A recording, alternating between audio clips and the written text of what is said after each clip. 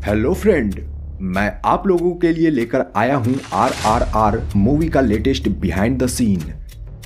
SS Rajamouli sir के success का ratio बढ़ता जा रहा है, तो ऐसे में उनकी आने वाली हर एक फिल्म एक से बढ़कर एक होगी। अब RRR फिल्म को ही देख लीजिए, जिसने तकरीबन 13 दिनों में ही 1000 करोड़ रुपए का वर्ल्ड वाइड कलेक्शन कर लिया है। सो विदाउट एनी डिले हम लोग बढ़ते हैं फिल्म के शूटिंग लोकेशंस पर।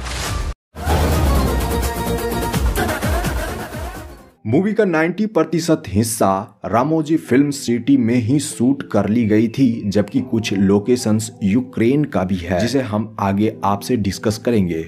तो फिल्म की स्टार्टिंग से पहले रामोजी फिल्म सिटी में पूजा समारोह रखा गया था। इस स्पेशल डे में राणा दग्गुबाती सर और प्रभास सर भी आए थे, जिन्हें आप यहाँ देख रहे हो। वैसे एसएस राजामौली सर के बाहुबली फिल्म का सेट तो काफी बड़ा था। इतनी बड़ी सेट की नीड RRR के लिए नहीं थी। हालांकि बाहुबली सीरीज की तरह एक ही बड़े सेट में पूरी फिल्म नहीं बनाई गई। यहाँ पर इसके लिए कई सारे छोटे छोटे सेट्स बनाए गए थे इसी रामोजी फिल्म सिटी के अंदर, जिसे आप आगे देखोगे।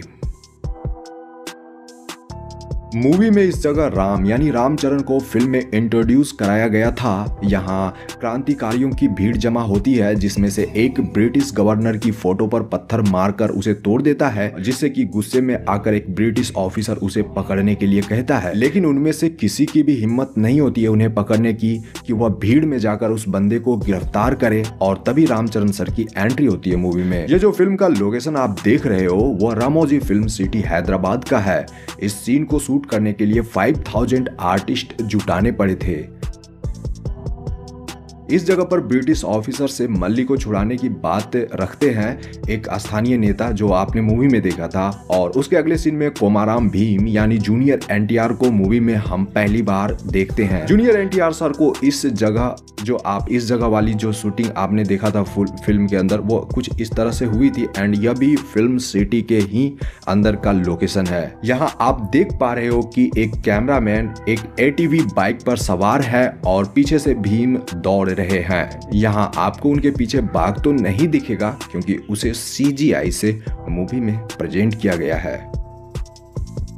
इस सीक्वेंस में राम और भीम की दोस्ती होने वाली होती है, लेकिन उससे पहले यहाँ पेट्रोलियम से भरी ट्रेन का एक्सीडेंट होता है, जिसे कि काफी बड़ा विस्फोट दिखाया गया है मूवी में। एक्चुअली आपने जो मूवी में एक बड़ा सा ब्रिज देखा है, वो असल में है ही नहीं। उसे CGI और VFX के जरिए तैयार किया गया था मूवी में। एंड आप यहाँ देख रहे हो कि यह फिल्म सिटी का एक छोटा सा ही हिस्सा है, जिसके चारों तरफ ब्लू बैकग्राउंड लगाई गई है। एंड जो बड़ी नदी आपने मूवी में देखा था, वैसा कुछ भी नहीं है यहाँ। बट इस शूटिंग लोकेशन का सबसे बड़ा फैक्ट यह है कि इस सीन को शूट करने के लिए सच में विस्फोट कराए गए थे, लेकिन पूरी सेफ्टी पैरामीटर से। और फिर उसके बाद यहाँ से उस बच्चे को निकाला जाता है और बाद में उन दोनों यानी राम और भीम की दोस्ती होती है। एंड उसके बाद दोस्ती सॉन्ग मूवी में हमें दिखाया भी जाता है।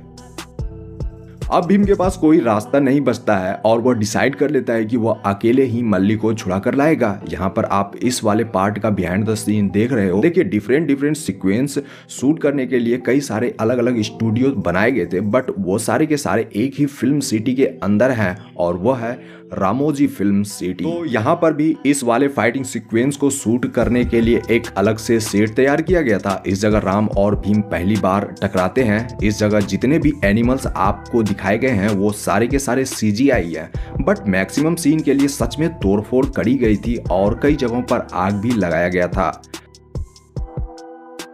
अब जब इस तरह की शूटिंग होती है, तो यहाँ पर काफी भीड़ इकट्ठा करना पड़ता है, बट उस भीड़ को कंट्रोल करना ही बिग टास्क है। मुझे तो यहाँ का सीन माइंड ब्लोइंग लगा था। आपका क्या ओपिनियन है इसके बारे में, आप हमें कमेंट में जरूर बताइएगा। सालों बाद श्रेया सारन का फिल्म इंडस्ट्री में कमबैक हुआ है, और उनके साथ अजय देवगन सर की जोड़ी वाकई कमाल की है। अब बढ़ते हैं इस शूटिंग लोकेशन की तरफ। तो यहाँ पर अजय सर का किरदार एक क्रांतिकारी के तौर पर प्रेजेंट किया गया है मूवी में। मूवी में उनका एक छोटा सा रोल है, बट उनका किरदार काफी इफेक्टिव है। तो यहाँ उनकी आखिरी लड़ाई होती है, जहाँ वो अपनी जान की आहुति देकर सैकड़ों ब्रिटिश सैनिकों को मारते हैं। इस जगह पर स्कॉट भीम को पब्लिकली सजा देने का डिसाइड करता है और यहाँ पर स्कॉट के कहने पर राम उसे मार मार कर सबके सामने घुटने टेकने पर मजबूर करता है। लेकिन यहाँ सब कुछ उल्टा हो जाता है क्योंकि भीम जिन लोगों के सामने कोड़े खा रहा होता है वो सारे के सारे उन्हीं के साइड में आ जाते हैं एंड यहाँ एक आंदोलन छिड़ जाता है। ये वाला सीन भी काफी इंटरेस्टिंग दिखाया गया मूवी में एंड इस वाले शूटिंग को करने के लिए 2000 आर्टिस्ट लगे थे। यहाँ पर राम स्काउट को कन्विंस कर लेते हैं कि यह भीम को यमुना किनारे ही फांसी दे, बट राम यह चाहता है कि वह किसी तरह भीम को बचा ले। यहाँ उसके बाद का यह सीन है और इस जगह राम स्काउट को मारने की प्लानिंग भी करता है बट स्काउट यहाँ बच जाता है और यहाँ जो उड़ते हुए राम पर वो फायरिंग करता है ना, यह वाला सीन तो मुझे काफी मजेदार लगा था। मैं आपको बता दूं कि स्काउट का रोल कर रहे हैं रे स्टीवेंसन, जो कि हॉलीवुड के एक फेमस पर्सनैलिटी हैं। उन्होंने थॉर मूवी में भी काम किया है। यूक्रेन की राजधानी कीव के मरीन स्काई प्लेस का यह लोकेशन है जिसे आपने नाटो नाटो सॉन्ग या नाचो नाचो सॉन्ग में तो देखा ही था, बट अभी का यहाँ का सिचुएशन काफ़ी बुरा है। मुझे कहते हुए बुरा लग रहा है क्योंकि अब यह प्यारा सा लोकेशन तबाह हो चुका है क्योंकि यूक्रेन और रशिया वार में यहाँ काफ़ी तोड़फोड़ हुई है। क्लाइमेक्स काफ़ी मज़ेदार था देखने में बट क्लाइमेक्स के उस 20 मिनट की शूटिंग के लिए फिल्म मेकर्स ने 55 डेज तक पसीने बहाए थे। इस लोकेशन से यहाँ पर रामचरण सर को जेल में दिखाया गया है जो कि अंडरग्राउंड जेल होता है। इस जगह पर पेड़ पौधे देख रहे हो, उसके चारों तरफ ब्लू बैकग्राउंड भी नजर आ रहा है। मैं आपको बता दूं कि ब्लू बैकग्राउंड का यूज ग्रीनरी प्रेजेंट करने के लिए किया जाता है, जबकि ग्रीन बैकग्राउंड से ग्रीन कलर की चीज़ों को छोड़कर बाकी जितनी भी सारी चीज़ें हैं ना उसको आसानी से आप रिप्लेस कर सकते हो। तो यहाँ पर एनटीआर सर अपने कंधे में राम को बिठाकर ले जाते हैं और यहाँ देख रहे हो कि एक्शन डायरेक्टर किस तरह से उन्हें बता रहे हैं कि उन्हें किस तरह से मूवी में परफॉर्म करना है। मैं आपको बता दूं कि कैलिफोर्निया के निकोलस पॉली ने इस फिल्म के एक्शन सीक्वेंस को सिनेमेटोग्राफी करी है। इस सीक्वेंस में राम को छुड़ाकर भीम अपने साथ जंगल ले आते हैं, तो यहाँ जो मूवी में जंगल वाला सीन दिखाया गया आप लोगों को उसे भी फिल्म सिटी के अंदर शूट करा गया था। इस क्लाइमेक्स वाले सीन को शूट करने के लिए पेड़ों को सघन दिखाना काफी जरूरी था। इसके लिए पेड़ों के सघन हिस्से में इसकी शूटिंग करी गई थी और जंगल को घना दिखाने के लिए चारों तरफ से ब्लू बैकग्राउंड भी लगाए गए थे। इस जगह यानी क्लाइमेक्स में आपने देखा था कि यह यहाँ पे राम अपनी तीर से जंगल में आग लगा देता है, तो आग लगाने वाला जो सीन है उसे रियल में आग लगाकर ही शूट कर लिया गया था।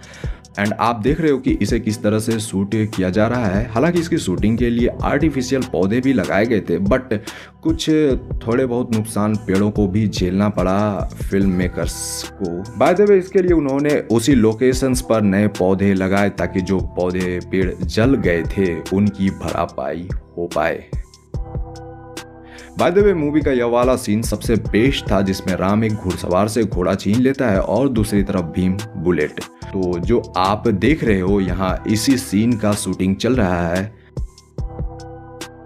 यह इस फिल्म का आखिरी सीक्वेंस है। इस जगह राम के कहने पर भीम अपनी बुलेट को हथियारों और बम बारूद वाले गोडाउन में फेंकता है और वह बुलेट वहां जाकर फटती है जिससे कि खतरनाक विस्फोट होता है और तभी स्काउट का एक एक करके पूरा महल तबाह हो जाता है। इसके बिहाइंड द सीन में आप देख रहे हो कि विस्फोट वाले सीन को कुशलता से शूट किया जा रहा है। एक्चुअली विस्फोट तो कराए गए थे बट उसे ब्लू बैकग्राउंड वाले दो छोटे छोटे कमरों में कराए गए थे और फिर उसके विजुअल को बड़े कैमरे में कैद किया गया था। इसमें VFX ऐड करके मूवी में हम लोगों को रिप्रेजेंट कर दिया गया है। तो विस्फोट होने के बाद सामान इधर उधर भी गिरे थे जिसे हमने मूवी में तो देखा ही था। एक्चुअली वो सारे सामान विस्फोट से नहीं बल्कि इसके बिहाइंड द सीन में आप देख रहे हो कि क्रू मेंबर्स द्वारा खींच कर गिराया जा रहा है। एंड मैं और कुछ ज्यादा नहीं कहना चाहूंगा RRR के बारे में। अगर आपने इस फिल्म को देख लिया है तो वेल डन, और जिसने नहीं देखा है उनको मैं कहना चाहूँगा कि वो किसी अच्छे मल्टीप्लेक्स से फिल्म एंजॉय करे क्योंकि इसका जो 3D वर्क है ना उसका तो कोई जवाब ही नहीं।